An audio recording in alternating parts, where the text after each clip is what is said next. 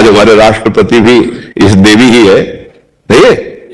तो फिर राष्ट्रपति इस बार 26 जनवरी को केवल लड़कियों का ही वो दिखाया, सब वीरांगनाएं है। हमको तो बड़ा छाती फूल रही थी कि हमारे देश के अधिकतर बैच केवल उन्हीं बच्चियों का दिखाया है। हमारे देश की वीरांगनाएं बॉर्डर पे खड़ी हुई भैया। कोई लड़कियां कोई निषेध है क्या भैया? और लड़कियां नहीं होगी तो लड़के कहां से पैदा हो जाएंगे? अरे कहां से, माताएं ना होती तो हम लोग कहां से आ जाए? कहां से आ गए? बोले बेटी नहीं बेटा, अच्छा तुम्हारे बेटा उनके बेटा फिर बेटी, फिर क्या? बेटी क्या समझते हो? दैवी शक्ति है, इसके बिना जीवन, बहुत बढ़िया घर बना हो, बहुत बढ़िया सारी व्यवस्था हो, और आप अरब खरबपति हो और किसी माता बहन का वहां अस्तित्व ना हो, फिर देखो ऐसा लगेगा कि खंडहर सा दिखाई देगा, शून्य दिखाई दे। और एक मिट्टी की दीवार हो, छपरा पड़ा हो, एक माई हो लीप पोत के, देखो कितना सुंदर घर, ये गृह लक्ष्मी कही जाती है। तो बेटी को ऐसा ना सोचे, बेटी बेटा है। और आपको सच्ची बताए, आजकल जब बेटा की धक्का लगते हैं ना माता पिता के, तो बेटी ही पालन पोषण करती है।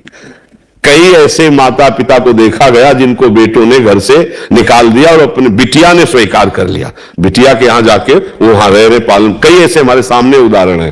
और पिता को कोई भी विपत्ति आवे तो आगे बेटी खड़ी हमें नजर दिखाई दी है।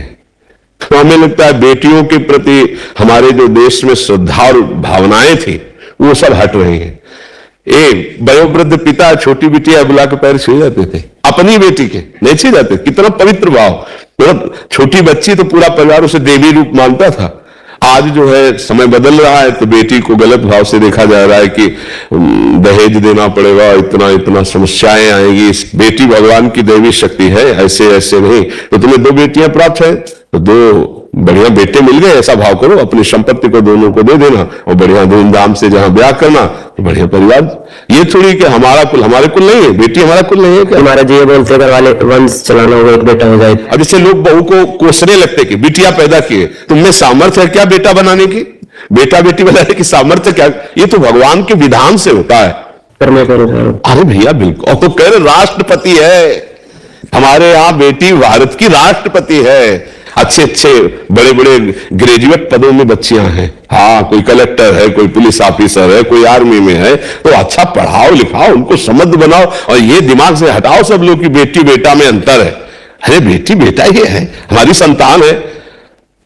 देखो, जो बेटी के पुत्र के पिंडदान से परम गति प्राप्त होती है, वही बेटे के पिंडदान से होती है, मतलब लाभ मिलता है। तो अगर बेटी का बेटा है और वो पिंडदान कर रहा है तो नाना को वही पिंडदान प्राप्त होगा। और वो जो मंगल होता है मंगल, कोई ऐसा थोड़ी कि बेटा ना हो तो हमारा पिंडदान देने वाला कौन। और फिर कर्म भी है। अगर बेटा, कितने ऐसे हैं जिनके बेटा बेटा और बेटी के लिए तरसते हैं। भाई बात समझो, बहू को डांटने की या कि ये बेटी बेटी पैदा करती, तो कोई ऐसा नहीं है भाई। गर्भ में जो भगवान ने रचना कर दी उस बच्चे को आने दीजिए और उसको बराबर प्यार दीजिए, कभी ऐसा भेद मत प्रस्तुत कीजिए। और रही कि आगे चल करके दहेज देना पड़ेगा, तो भगवान ने जिस बच्ची की रचना की उसके लिए विधान भी किया है, उसके समान योग्य वर मिल जाएगा। अभी तक ये सब होता रहा है। अब आप तुम अपने स्तर से अलग सोचो तो कमाओ उस तरह का, नहीं तो इस तरह का वर मिल जाएगा, पक्का मिल जाएगा। हमें लगता है कि बेटी का सम्मान करना चाहिए, बेटियों को खूब शिक्षा देनी चाहिए, उनको इतना मजबूत बनाना चाहिए कि हमारी समाज में जो भ्रम पैदा हो गया है कि पुरुष कुछ विशेष है, ऐसा नहीं है। हर मतलब क्षेत्र में हमारे जो बहनें हैं वो देखो ना, बहुत ये भावनाएं हटाइए। ऐसे ऐसे बेटे हैं कि सब संपत्ति लेकर के माता पिता को बाहर कर दिए, कितने आपके उदाहरण में हैं। तो हमें लगता है भगवान के विधान में हमें संतुष्ट रहना चाहिए। जो बेटा जो बेटी दे भगवान का प्रसाद, उनको बेटा ही मान के दुलार करो। तुम्हारे गर्भ से प्रकट हुए तो उनको ऐसे थोड़ी देखा जाता है कि बेटी है तो है। ये बहुत गलत बात। ये समाज में पीछे तो अब तो कानून बहुत दृढ़ हो गया कि आप ऐसा अगर अल्ट्रासाउंड करते पाए गए गर्भ का परीक्षण, लिंग परीक्षण, तो आप दंडनीय अपराध करते हैं। ऐसा नहीं तो पीछे का चेक करवा फिर। तो ये बहुत बड़ी हानि है। मतलब उस कन्या की हत्या जो गर्भ में अभी है, पूरा परिवार नष्ट हो जाएगा समय आने पर, वो कर्म जब अपना रूप रखेगा। इसलिए बहुत प्रसन्न रहिए और धैर्य पूर्वक चलिए। और अभी अवस्था तुम्हारी कोई है, अगर आना होगा बच्चे को तो आ जाएगा, और नहीं आना होगा तो 2 है, इन्हीं का पालन पोषण करो, चिंता काय को करते हो।